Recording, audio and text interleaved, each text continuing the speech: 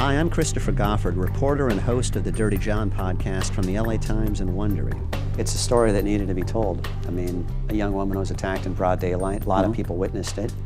They never got a detailed explanation as to what happened. We needed to shed some light on this. Plus, I think it's a story that will help people maybe recognize the signs of a sociopath in their midst. John Meehan is an extreme example, but there are a lot of people like this. And that's something people know they need to watch out for. I hope it's a cautionary tale. Was the idea of turning it into a podcast something that occurred to you or the paper or both of you at the same time? Yeah, I wrote a draft of the story in March, turned it in. Our then editor, Devon Maharaj, said this is a good candidate for our first really ambitious podcast, and they enlisted Wondery, the podcast network, and in 3.5, 4 months, basically, we put together this podcast.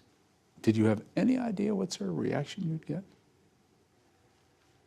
I mean, it's a psychologically interesting story, and I think it strikes a chord in people because a lot of people have dealt with versions of John Meehan in their life, maybe not that extreme, but you know, we've all had somebody that we loved who was in a relationship that was self-destructive, that they maybe couldn't get out of, that we begged and pleaded with them to get out of, and the ending of the story, I think, takes people by surprise.